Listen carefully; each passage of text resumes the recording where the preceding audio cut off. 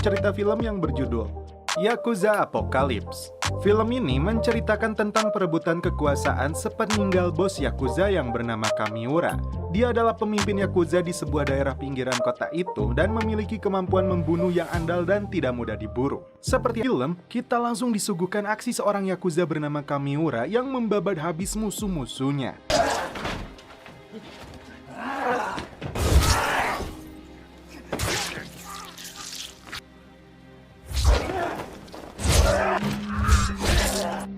Yang mengejutkan, Kamiura tidak mempan ditembak.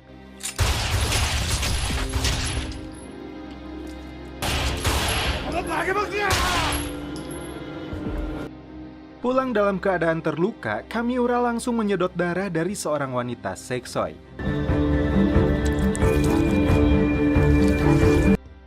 Di sebuah tempat pemandian, seorang pria bernama Kageyama bergabung dengan kelompok Kamiura. Kamiura yang merupakan manusia setengah vampir ini pulih dalam waktu yang cepat.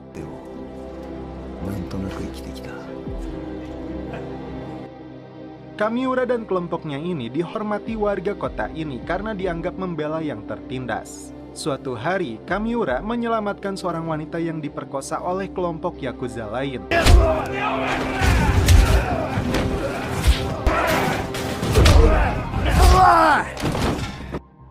Bahkan Kageyama yang menyukai gadis ini, dia langsung membawanya ke rumah sakit dan dengan telaten dia membantu memulihkan kondisinya.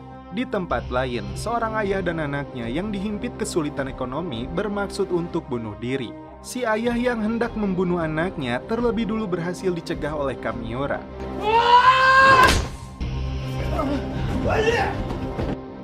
Tak sampai di situ, Kamiura memberikan mereka uang untuk biaya hidup. Kageyama semakin kagum dengan sikap bosnya itu. Dia berharap suatu hari nanti bisa mengikuti jejaknya. Malam itu, Kamiura dan Kageyama singgah di sebuah warung kopi langganannya. Si pemilik warkop turun ke ruangan bawah tanah yang dipenuhi beberapa pria tua yang sedang menyulam dengan kaki di rantai. Satu pria tua dia pilih untuk dieksekusi mati. Bukan es jeruk atau kopi yang dia suguhkan, namun secangkir darah segar. Satu gelas pertama yang coba diminum oleh Kageyama membuatnya muntah. Tak menyerah, Kageyama mencoba gelas kedua dan berhasil menelannya. Di markas Yakuza, Kageyama dimarahi oleh anggota lainnya karena dia tidak memiliki tato di punggungnya, yang dimana tato itu adalah simbol Yakuza. Kageyama beralasan kulitnya terlalu sensitif dan menurutnya jati diri seorang Yakuza tidak terletak pada tato, namun pada kekuatan tangannya. Saat Kamiura datang, beberapa anggotanya yang dipimpin si kapten cewek ini pergi meninggalkan markas. Kageyama kembali mengunjungi Kyoko di rumah sakit. Wanita ini menyadari bahwa Kageyama memberi perhatian lebih kepadanya. Dia bertanya, jika kau punya satu keinginan, apa yang ingin kau lakukan?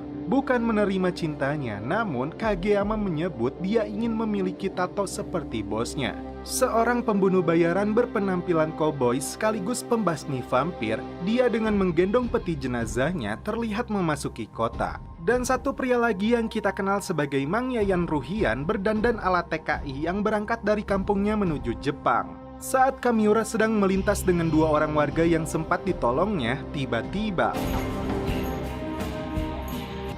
Mang Yayan menyerangnya dari belakang.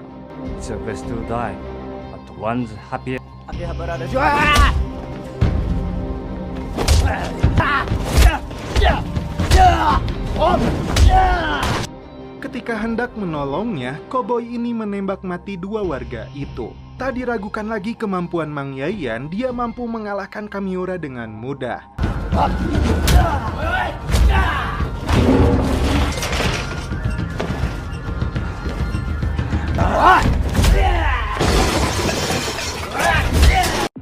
Bahkan Kageyama yang bermaksud untuk menolongnya dengan mudah juga dilumpuhkan.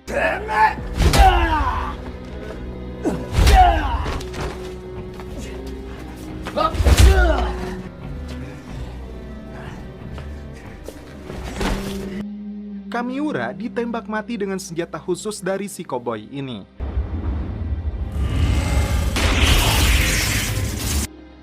Dan ngerinya, Mang Yayan melepaskan kepala Kamiura dari tubuhnya. Terungkap, otak pelaku pembunuhan ini didalangi oleh si kapten dan komplotannya yang ingin menggeser Kamiura dari kursi bos Yakuza. Beberapa saat kemudian, setelah mereka pergi, Kageyama sadar kembali dan mengangkat kepala bosnya. Tak diduga, ini yang terjadi. Kageyama menjadi seorang vampir Yakuza menggantikan Kamiura dengan simbol tato di punggungnya. Komplotan Yakuza ini mendatangi warkop milik Hogan.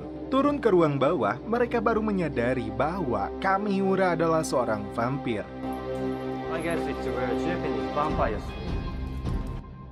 Dalam kondisi masih lemas, Kageyama menemukan pasangan suami istri sedang dikeroyok oleh anggota Yakuza. Kageyama menyuruh mereka untuk menghentikan perbuatan itu, namun mereka malah menembaknya. Anehnya, Kageyama hanya merasakan kepanasan.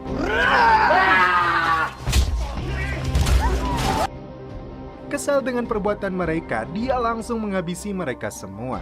Karena merasakan lapar dan kehausan, Kageyama menyedot darah dari pria ini. Istrinya marah kepada Kageyama dan memintanya untuk membunuh dirinya. Tak diduga, pria itu bangun kembali dan berubah menjadi seorang vampir. Istrinya bernasib sama, dia digigit juga dan sama-sama berubah menjadi vampir. Seorang gadis sekolahan yang kebetulan melihatnya menjadi korban selanjutnya. Kageyama kembali akan menembak kepalanya sendiri karena dia menyadari dirinya bukan manusia biasa lagi dan telah menyakiti orang yang tidak bersalah. Pikirannya kembali buyar. Dia datang ke rumah sakit untuk menemui Kyoko. Sejenak dia berpikir untuk menghisap darahnya, namun Kageyama tidak sanggup. Rasa cinta kepada Kyoko mengalahkan rasa lapar dari dalam dirinya.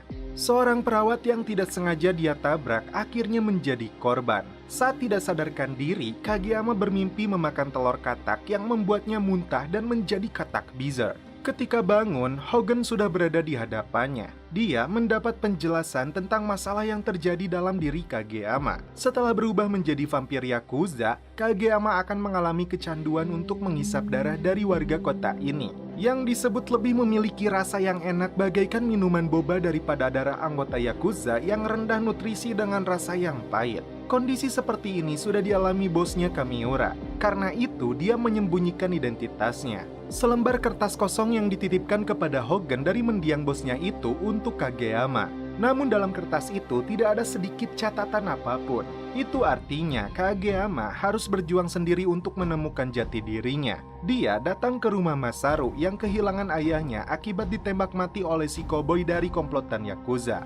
Kageyama pun menggigit lehernya agar Masaru menjadi seorang vampir yang kuat untuk membalaskan dendam. Komplotan Yakuza itu mendatangi perkumpulan warga yang sebenarnya sudah berubah menjadi vampir. Suster yang pernah digigit Kageyama bahkan datang membawa pistol untuk mengusir mereka. Situasi menjadi mencekam. Banyak dari warga kota ini yang menjadi vampir. Mereka yang belum tertular meminta bantuan kelompok Yakuza ini. Bukan hanya warga sipil, polisi pun sudah terkena wabahnya dan akibatnya mereka tidak melakukan apapun selain cuek bermain kartu gaple.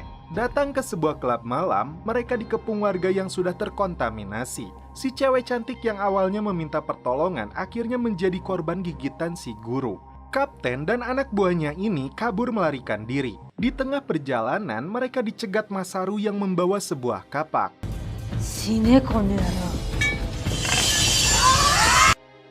Situasi tak terkendali. Hampir semua warga kota berubah menjadi vampir Yakuza dan bersatu melawan kelompok si kapten. Kageyama!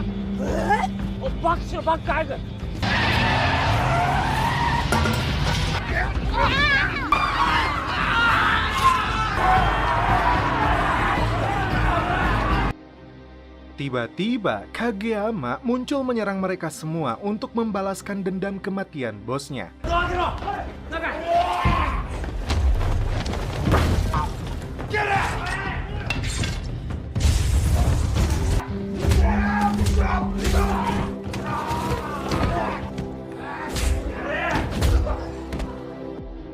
Pertarungan sengit kembali terjadi karena Mang Yayan dan si koboi kembali muncul. 俺があったな。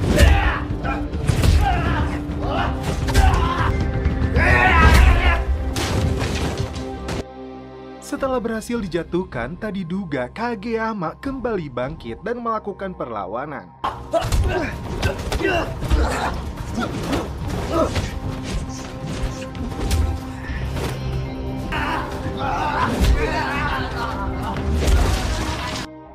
Saat si koboi akan menembaknya, muncullah mobil remote dilengkapi dinamit.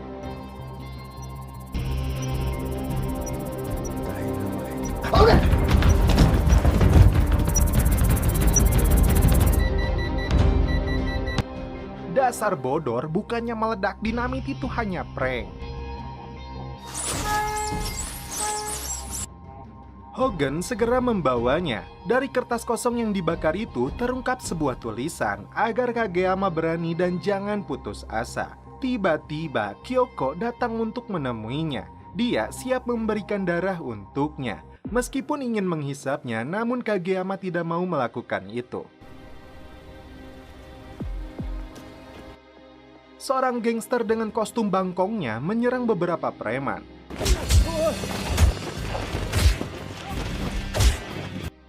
Di sisi lain, terlihat Mang Yayan sedang mengecas ulang energinya. Si bangkong ini kesal karena anak buahnya tidak berhasil membunuh Kageyama. Dengan sihir dari mata si bangkong ini, dia bisa membuat tangan si Yakuza kaku dan tidak bisa bergerak.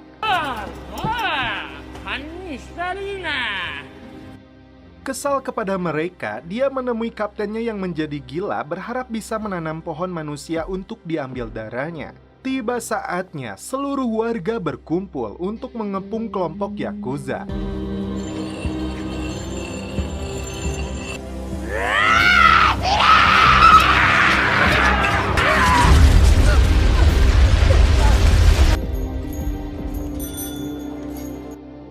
Tak lama kemudian, si bangkong Juma itu kembali muncul untuk menghajar mereka semua.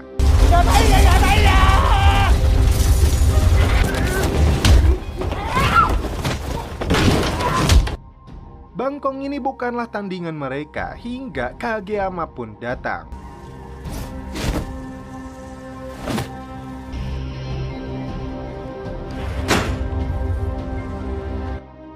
Masaru yang masih dendam kepada si kapten, dia melesatkan kapaknya dan mendarat tepat di kepala pimpinan Yakuza ini.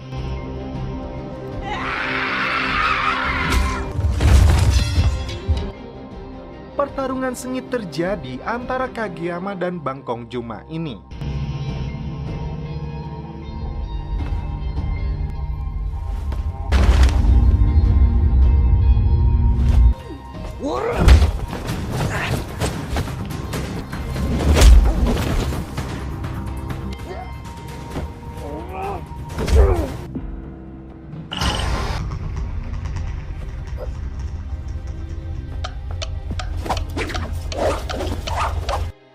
Saat Kageyama terkunci jurus sihirnya, muncullah si Yakuza dan adiknya yang membawa sebuah toronton yang dilengkapi senjata otomatis. Berpihak kepada Kageyama, mereka menembaki si bangkong dan langsung melindasnya.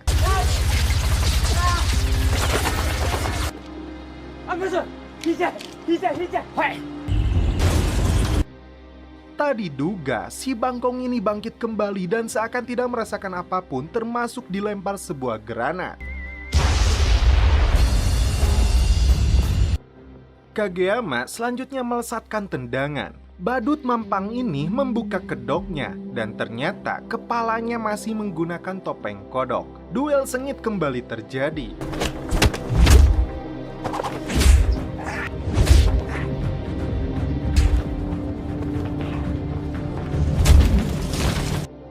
Kageyama tidak mampu meladeni kemampuannya. Sementara itu, anggota Yakuza ini terlibat adu tembak dengan si koboi.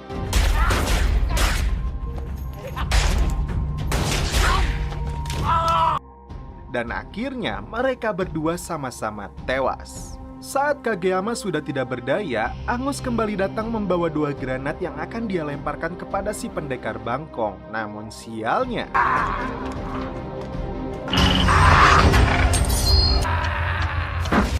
kembali berhadapan dengan Kageyama. Kali ini dia tahu sumber kekuatan bangkong ini ada pada bujalnya. Saat lakbannya dibuka, bangkong itu seketika menjadi lemah. Namun dia berubah menjadi sosok raksasa yang terbangun dari gunung berapi. Musuh terakhir Kageyama adalah Mang Yayan Ruhian yang tampil anggun dengan menggunakan baju kimono dengan payungnya. Kyoko datang untuk membantu Kageyama agar menjadi kuat dengan menghisap darahnya, namun yang terjadi malah celepot. Dengan membuka bajunya, dua Yakuza ini melakukan pertarungan pukulan.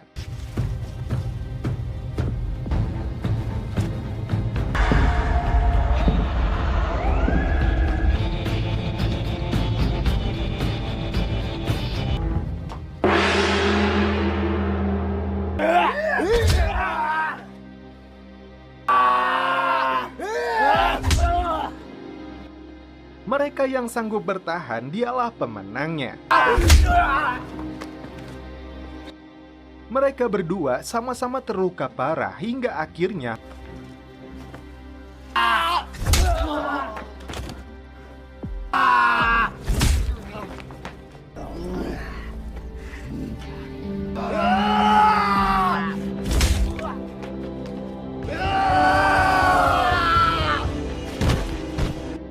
Mang Yayan pun tumbang. Monster bangkong itu melakukan penyerangan dan saat itu juga Kageyama berubah menjadi vampir kelelawar.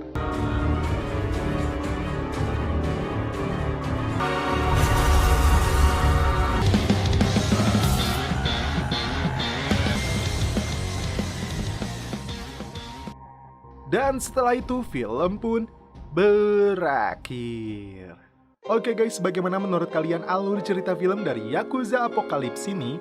Meski terlihat banyak adegan yang di luar nalar, namun Yakuza Apocalypse ini bukan sembarang film. Selain diarahkan oleh sutradara legendaris yaitu Takashi Miike, film ini digadang-gadang sebagai proyek idealis yang ditujukan untuk memporak-porandakan industri film dengan gayanya sendiri. Dia sampai-sampai berkata, "Bersiaplah, minggirlah produksi Jepang yang membosankan. Aku ingin melawan keinginan semua orang. Aku akan kembali ke akarku dengan film yang satu ini dan ingin gila-gilaan mengamuk dengan Yakuza Apocalypse. Dan setelah mengamuk, dia akan menyeruput Kopai."